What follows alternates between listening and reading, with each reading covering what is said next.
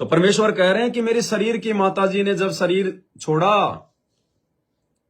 तो उससे पहले क्या हुआ, जो परिवार के जो सदस्य थे वो रोने लग गए वो कि माताजी थोड़े दिन और रुक जाओ, हमारी सेवा जाएगी। बच्चों, ज्ञान का बहुत प्रभाव होता है।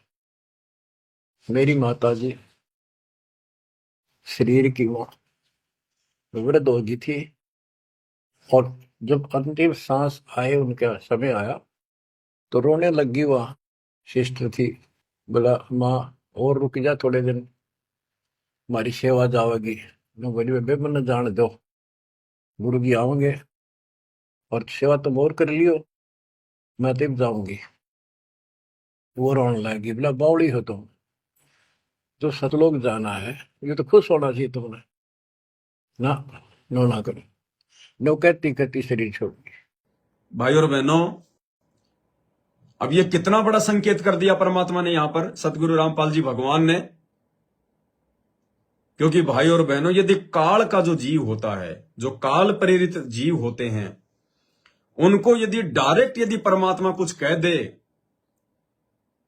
यदि उनकी असलियत उनको बता दे, यदि उनकी कमियां, उनकी कमजोरियां उनके मुंह पर अगर परमात्मा बता दे, तो तुरंत वो नाराज हो जाता है और वो सतगुरु की एक नहीं सुने, हो सकता उसकी शरण भी छोड़ दे। तो इसलिए परमात्मा ने संकेतों में अपने परिवार के विषय में अपने सत्संगों में बहुत बार बताया है। इनके आचार विचार के विषय में, इनके ज्ञान के विषय में बहुत कुछ बताया है। और जो ज्ञानी आत्माएं थी, उन्होंने उन संकेतों को अच्छे से पकड़ लिया। और यही कारण है कि साध संगति से जुड़े हुए सत्सेवक भाई बहन अपने गुरुदेव भगवान के उन गूढ़ संकेतों को समझकर, जो उन्होंने अपने इस कलयुगी बेटा बेटी, भाई बंधु, रिश्तेदारों के विषय में किए हुए हैं, हमने कभी भी उनकी कुसंगति नहीं करी। हम कभी भी उन आश्रमों में नहीं गए, उन नामदान सेंटरों पे नहीं जाते। हम ज्ञान को आधार बनाकर, गुरु को भगवान बनाकर अपनी भक्ति करते हैं। परमेश्वर ने बताया कि जब मेरी शरीर की माताजी ने शरीर छोड़ा तो उससे पहले सिस्टर रोने लग गई, परिवार वाले रोने लग गए और क्या कहने लगे, हे माताजी अभी मत जाओ सतलोक, हमारी सेवा छिन जाएगी। तो यहां परमात्मा ने अपने कलयुगी परिवार के, अपने रिश्तेदारों के अज्ञान को समझा दिया कि मेरे परिवार में, मेरे रिश्तेदारों में कितना ज्ञान है। ज्ञान की छींट भी नहीं है। इस तत्व ज्ञान को वो समझ ही नहीं पाए, क्योंकि एक नियम है, एक रूल है, जब तक आप अपने गुरु जी को भगवान की नजर से नहीं देखोगे, तब तक आपको उनके सत्संग, उनके वचन, संकेत समझ में नहीं आएंगे। तो परमेश्वर ने अपने रिश्तेदारों की, अपने कलयुगी जो है परिवार की अज्ञानता की एक झलक यहां पर जो है वो पेश कर दी संकेत में, ये बात बोलकर।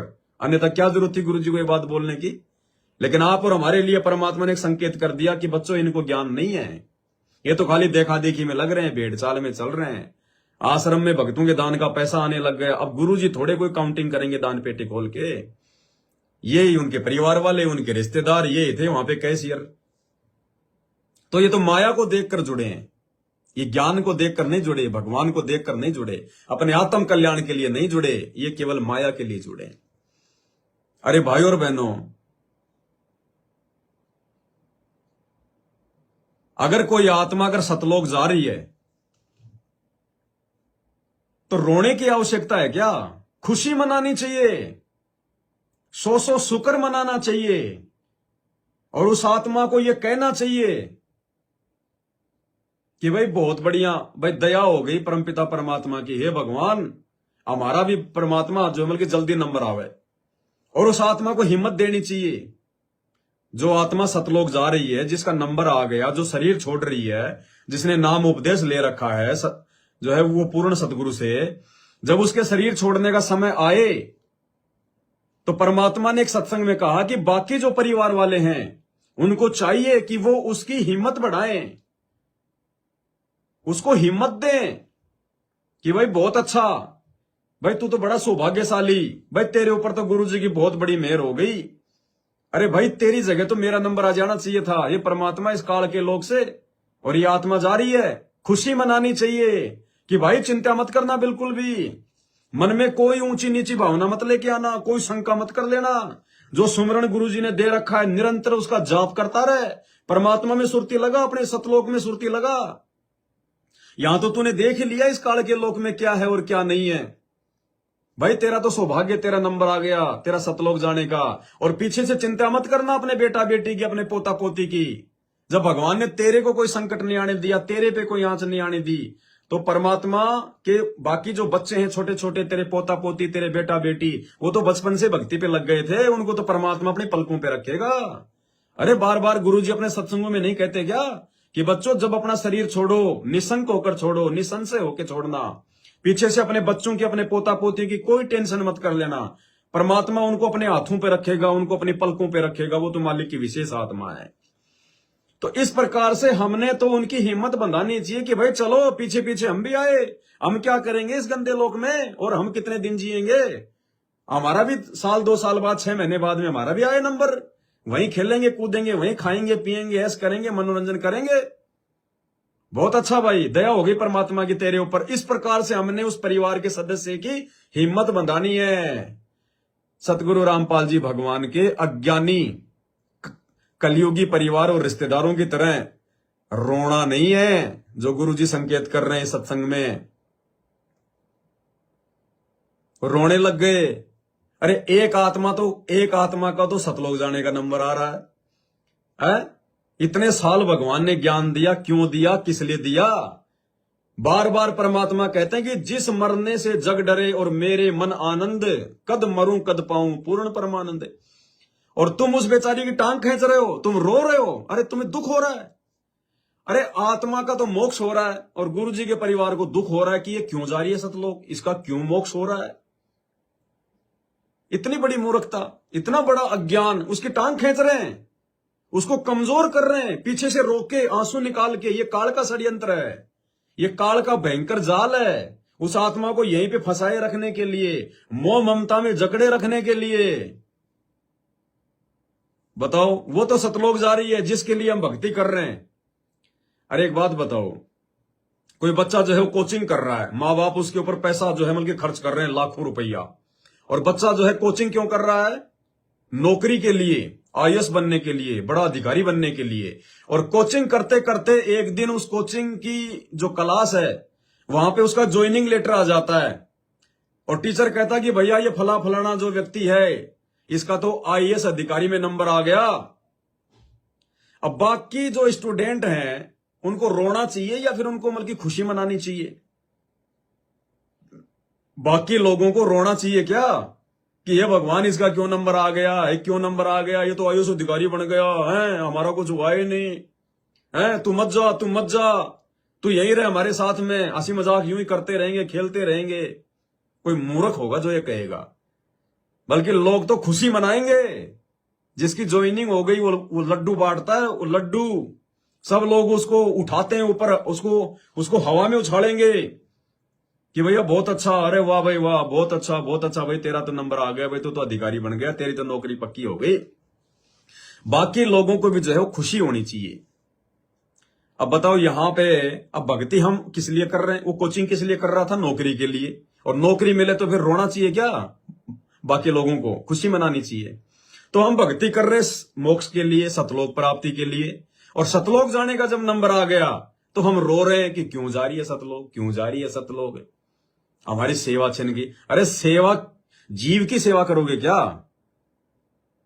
अरे भगवान की सेवा करो ना, लगाओ अपने घर पे बेड परमात्मा का, करो सुबह शाम उनके चरणों की सेवा। भगवान की सेवा के लिए तो तुम रोते नहीं है। और वो 2 कोटि की जीव जिसने गुरुजी की, माता जी की जो हमल की भूमिका निभाई, जब उसका सतलोक का समय आ रहा है तो कह रहा हमारी सेवा छिन गई माता जी, हमारी सेवा छिन गई। उस माता की सेवा करके तू जाएगा सतलोक में, जिंदगी में नहीं जाएगा। असली सेवा भगवान की सेवा है। भगवान को भोग तो तुम्हारे को लगा ही नहीं जाता, अपने गुरु को भगवान मान के भोग तो लगाया नहीं जाता, बेड लगा के उनके चरणों की सेवा तो तुमसे की नहीं जाती है। और कह रहे माता जी सतलोक मत जा, हमारी सेवा छिन गई। अब सोचो भगत भाई और बहनों, कितना बड़ा अज्ञान है ये षड्यंत्र है काल का। काल ने कितनी हद तक इनको जकड़ रखा है, संत रामपाल जी भगवान के रिश्तेदारों को, उनके बेटा बेटियों को। तो ये संकेत किया परमात्मा ने कि मूर्खों, आने वाले समय में यदि आपके परिवार के किसी सदस्य का सतलोक जाने का समय आ जाए तो उसको हिम्मत देनी है, उसकी टांग मत खींचना, रो धो के, मन छोटा करके, अपने आप को उदास समझ के उसकी हिम्मत बढ़ाना कि चलो चलो क्या करना है, या गंदा लोग है, हम तो खुद इंतजार में हैं। हम तो सोच रहे थे कि भगवान आपसे पहले हमारा नंबर आएगा। दादी तेरा नंबर आ गया, दादी दादी वहां पे साफ सफाई रखना, आए हम तेरे पीछे पीछे आ रहे हैं, खाना वाना तैयार रखना हमारा बढ़िया, अपने महल का, वहां महल अपने खाली पड़े ना, तोड़ ताड़ के ताड़ा परमात्मा से खुलवा के और बढ़िया रखना चकाचक, बस हम भी आए तेरे पीछे पीछे। अब इस प्रकार एक तो उनकी हिम्मत मंदावे और एक हूं करने लग जाए गिदड़ की तरह। तो ये हालत है संत रामपाल जी के परिवार की, उनके रिश्तेदारों की। जबकि इन्हीं के सतलोक आश्रमों से जुड़ी हुई एक बहन है। अरे कम से कम छोटे मोटे साथ संगति कर लिया करो उन आश्रमों में।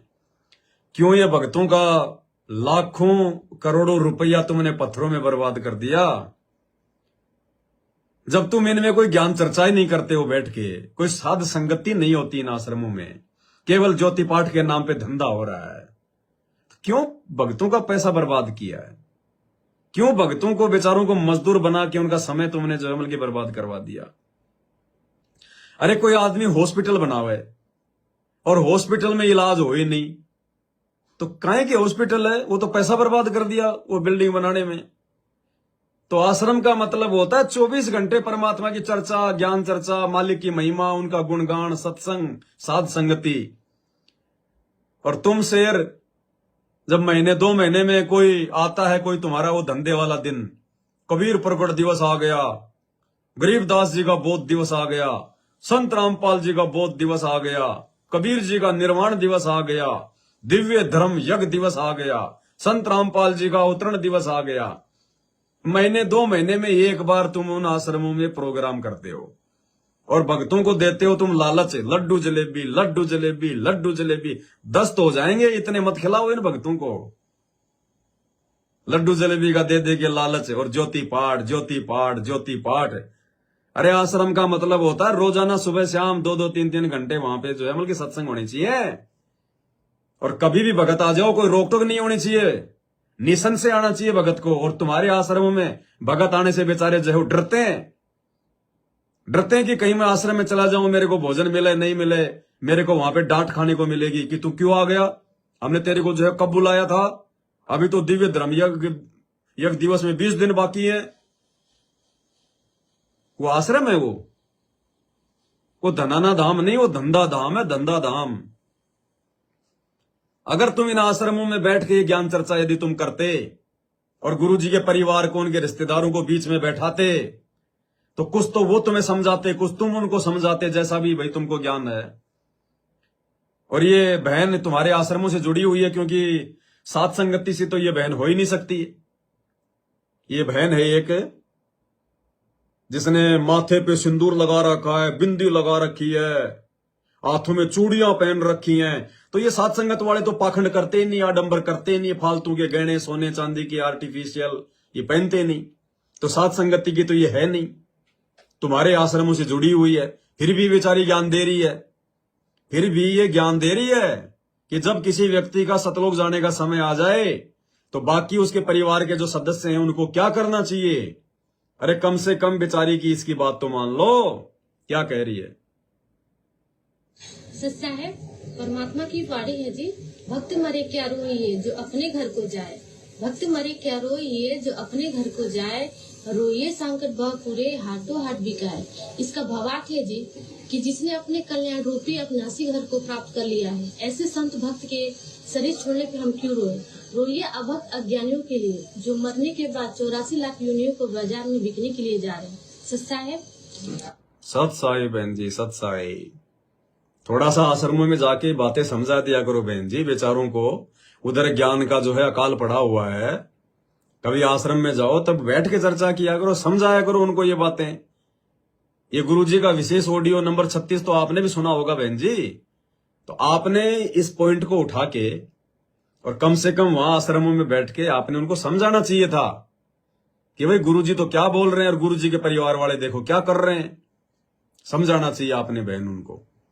बताओ, खुद भगवान की वाणी है कि भगत मरे क्या रोइए जो अपने घर को जाए, रो तो साकट बाप को जो हाटू हाट बिकाए। उस भक्तिहीन प्राणी को रोना चाहिए, वो चाहे बाप हो, चाहे माँ हो, चाहे पिता हो। उसकी लाश पे रोना चाहिए, उसको रोना चाहिए। वैसे नहीं रोना चाहिए कि ये मर गया, भाड़ में जाए। जिसने भक्ति नहीं करी वो मरेगा, हम क्यों रोए।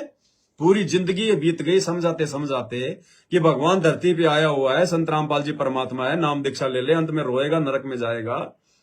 फिर भी अगर नाम दीक्षा नहीं ले रहा तो ऐसे भक्तिहीन, चाहे माँ हो, चाहे बाप हो, चाहे बेटा हो, चाहे बेटी हो, चाहे पत्नी हो, हमने रोना नहीं है। रोने का मतलब है हमने उसके जो मतलब कर्मों को रोना चाहिए कि नालायक आदमी भगवान था, धरती पे आया हुआ था और तू खाली हाथ चला गया। उसकी बदकिस्मती को रोना चाहिए कि कैसा निर्भागी आदमी था, भगवान से नाम उपदेश लिए बिना चला गया। इस प्रकार से रोना है, उसके कुकर्मों पर रोना है। आंखों से आंसू डाल के नहीं रोना कि मेरा बापू गया, मेरी मां गई। और कहते हैं भगत मरे क्या रोइए जो अपने घर को जाए, और जो अपने घर को जा रहा है, जो सतलोक को जा रहा है, उसके लिए क्या रोना। तो भाई और बहनों, इन आश्रमों में बैठ के कभी कभार, अरे वैसे नहीं तो मल की भूल भूल के कर लिया करो, कभी भूल चूक में साथ संगतियां कर लिया करो। ये बातें अगर वहां बैठ के अगर होती, ये बहन अगर ये बातें उन आश्रमों में बैठ के अगर ज्ञान चर्चा करती रातों को, तो गुरुजी के परिवार को रोना नहीं पड़ता। परमात्मा ने इस सत्संग में अपने परिवार की अज्ञानता के लिए ये संकेत नहीं करना पड़ता। ये गलती नहीं करता गुरुजी का परिवार। लेकिन सात संगतियों का तो वहां पे अकाल पड़ा, अकाल। ज्ञान नाम की कोई छींट नहीं है। और यदि कोई बेचारा भूला भटका अगर कोई ज्ञान चर्चा भी करता है तो उसको कह दिया जाता है ज्यादा ज्ञानी बन रहा है क्या, रहने दे ज्यादा ज्ञानी मत बन। बेचारे को बैठा दिया जाता है, डरा दिया जाता है। तो कम से कम अपने भगत भाई बहनों की बातों को थोड़ा देख लो, सीरियस ले लो, क्या बताया जाए भाई। और भाई बहनों, ज्ञान आएगा कहां से।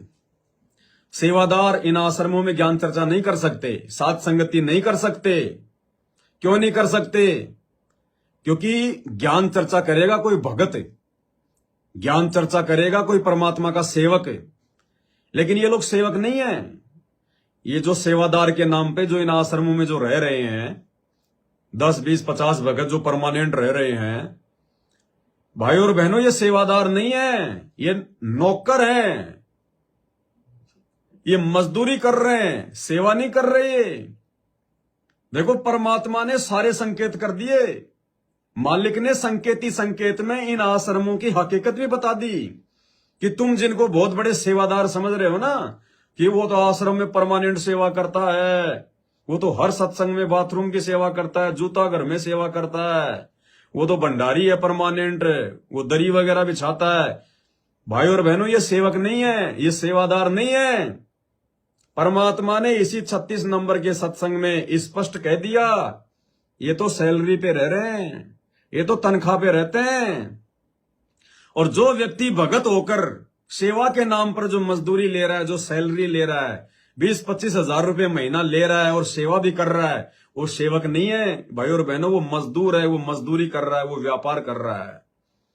इसी 36 नंबर ऑडियो में परमात्मा ने त्रिलोचन भगत की कथा जो है वो कहते कहते और परमात्मा ने बीच में इन आश्रमों की हकीकत भी बता दी।